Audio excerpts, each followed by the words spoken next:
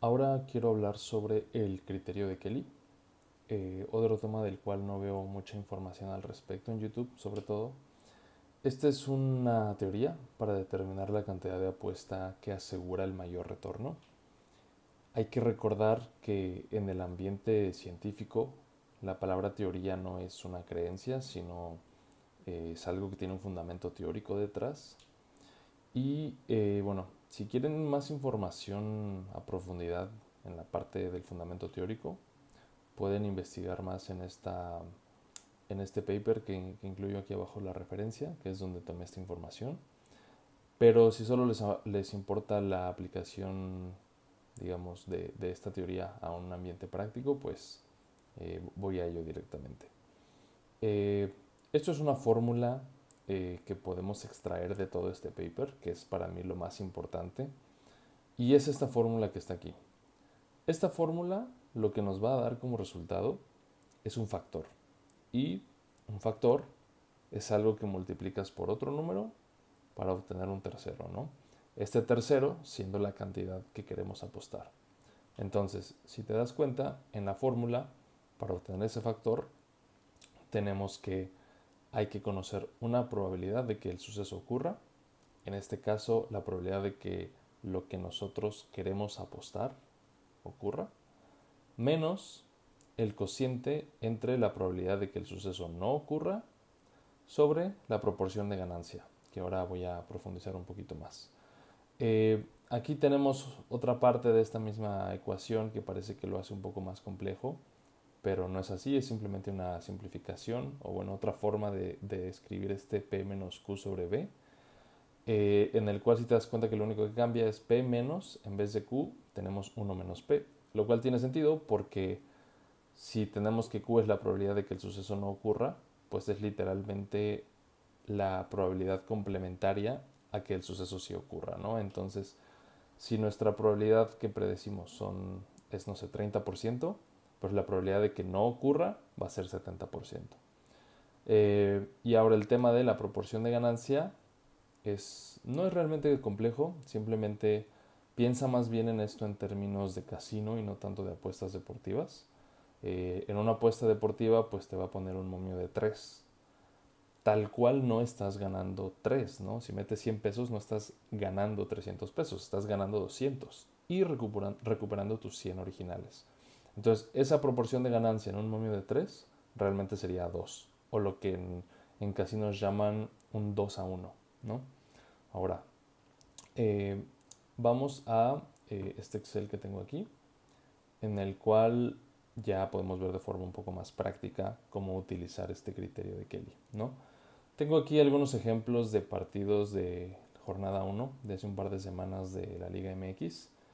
Eh, Tenemos, por ejemplo, en azul, cosas que yo puedo controlar completamente, ¿no? Como la predicción y qué probabilidad tienen estas predicciones. Entonces, ¿a qué me refiero con que yo lo puedo controlar? Me refiero a que son números y predicciones que vienen de un modelo que yo realicé, ¿no? Entonces, considera que para poder aplicar el modelo de Kelly, tú tienes que ya tener un propio modelo probado, ¿no? Eh, en gris es todo lo que pues no tenemos ningún tipo de control. Eh, la hora, el evento, momios, la probabilidad de ese momio y el resultado, ¿no? Entonces el momio, pues tal cual lo obtuve así de la página de Caliente. La probabilidad del momio, si viste el video pasado, pues recordarás que es uno entre el momio, ¿no? Entonces tal cual esa fue la fórmula que utilizamos aquí. Bank inicial, pues tal cual que bank teníamos antes de esta apuesta. Complementario a esto tenemos el bank final. Y lo que nos importa ahora mismo, pues lo que está en rojo, que es el factor que obtenemos de la fórmula. Y dado ese factor, qué cantidad vamos a apostar, ¿no? Entonces, bueno, vamos paso por paso. Vamos a cómo obtenemos este factor de Kelly. Y algo te habrás dado cuenta aquí, que hay unos espacios que están vacíos. Y si también te diste cuenta, porque eres observador, habrás notado que es justamente donde el factor de Kelly es negativo. Y esto es algo que Kelly en teoría lo pone, ¿no? Pone que si tú obtienes un factor negativo, no es una apuesta que valga la pena apostar. Ahora, si te interesa saber por qué, creo que lo puedo explicar de forma relativamente breve. Eh, Vamos a ver qué es el factor de Kelly, ¿no? Si lo vemos ya en términos de la fórmula que tengo aquí en Excel. Aquí estoy teniendo D3, que si te das cuenta es mi probabilidad real que obtuve con mi modelo, menos el cociente obtenido de 1 menos D3, que si recuerdas es pues el complementario a esta probabilidad, que si esto es 0.2, pues el complementario 1 menos 0.2, pues claro, aquí vemos que sería 0.8. Y eso lo dividimos entre nuestra proporción de ganancia, ¿no? ¿Te acuerdas que era el momio menos 1? ¿Por qué menos 1? Por lo que te decía de que el momio es realmente una ganancia, pero tienes que descontarle lo que le metiste de apuesta, ¿no? Entonces, si le quitamos ese 1, ya tenemos cuál es esa proporción de ganancia. Entonces, de aquí que puede ser negativo. E3 menos E1, el divisor, esto puede ser negativo, no realmente. ¿Por qué? Porque E3 es un momio y a menos que este momio fuera menor a 1, esto no va a ser negativo. Nunca vamos a tener momios menores a 1. La parte de arriba de este cociente tampoco va a ser negativa, este dividendo. ¿Por qué? Porque 1 menos, no importa qué probabilidad tengamos, la probabilidad nunca va a ser mayor a 1, ¿no? Entonces, esto nunca va a ser negativo tampoco. Entonces, lo único que nos queda que podría hacer que todo esto sea negativo es que del lado izquierdo, o sea, que nuestra probabilidad sea mayor que este cociente. En otras palabras, un poquito más digeribles, es que en estos casos en los que la fórmula de Kelly considere que no tiene valor una apuesta, por ejemplo, compara la probabilidad real con la probabilidad del momio, en los casos en los que mi probabilidad obtenida por mi modelo sea menor que la probabilidad del momio, pues el criterio de Kelly te va a decir que no vale la pena meter dinero a esta apuesta, porque tal vez mi probabilidad es del punto 2 y después de 5 apuestas, pues habré ganado el 20% de ellas, evidentemente. Entonces, digamos, si por cada, digamos, 100 pesos que meta, bueno, no, tal vez una mejor forma de verlo es, eh, si esa es la probabilidad del momio, necesito por lo menos, dado que es 0.3, para llegar a esa probabilidad de 1, necesito por lo menos apostar 3 algo veces este tipo de apuesta para ser rentable. Sin embargo, mi problema me dice que solamente se va a dar estos casos el 0.2% de las ocasiones. Por lo tanto, esto no es una apuesta rentable. Entonces, en resumen, si la probabilidad del momio, que es el inverso del momio, es mayor que la probabilidad obtenida por nuestro modelo, el factor de Kelly va a ser negativo y no vale la pena apostar en este tipo de apuestas. Ahora, cuando lo contrario se cumple, que la probabilidad real, o al menos la que obtuvimos de nuestro modelo, es mayor, por ejemplo en este Querétaro versus Tijuana, ok, mira, tal vez en este caso no se dio, si te das cuenta el resultado fue visita y mi predicción fue local. Sin embargo, a largo plazo esto puede ser una apuesta redituable, ¿no? Ahora, eh, ya que tenemos este factor de Kelly, que siempre va a ser punto 1, punto 0 algo, punto 2, como mucho punto 3, que es muy raro que llegue a pasar esto, eh, pues ya con esto podemos multiplicarlo por nuestro banco inicial y saber cuánto hay que apostar. Si te das cuenta aquí pues puse un, digamos, un criterio que evite apostar en esos casos cuando es negativo, ¿no? Y pues hace esa multiplicación, ¿no? Del factor de Kelly por el banco inicial. Y nos dice qué cantidad de apostar en los que sí considera que valga la pena apostar, ¿no? Si te das cuenta, el único que se acertó en este caso es empate. Cabe resaltar que estas probabilidades son inventadas. Estos banks y estos factores de Kelly también son inventados. No es un caso, digamos, práctico real de un modelo que yo haya obtenido.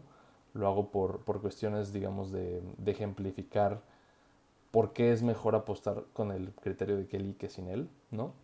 Y si te das cuenta, iniciamos con un bank de 1,000 pesos aquí en este ejercicio, que son solo 6 partidos, no hay mucho, eh, pues con 6 partidos no tienes una muestra importante para determinar si es bueno o malo este modelo, ¿no? Pero bueno, lo pongo solo como ejemplo, empezamos con 1,000 pesos, terminamos con 857, pues perdimos, ¿no?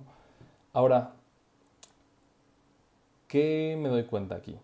Hay algo que no me gusta del criterio de Kelly. Hay dos cosas que no me gustan del criterio de Kelly. y por lo cual usarlo en su forma, digamos, original no es muy ventajoso, ¿no? ¿Por qué? Hay dos temas. El horario de los partidos y que los modelos se empeoran con el tiempo. ¿A qué me refiero con la primera? Pues si te das cuenta, estos igual son horas ejemplo, pero es muy común que tengamos más de un partido al mismo tiempo, ¿no? ¿Cuál es el problema de que tengamos partidos al mismo tiempo o que hayan empezado antes de que otros hayan terminado? Pues que no sabemos cuál va a ser nuestro bank final, ¿no?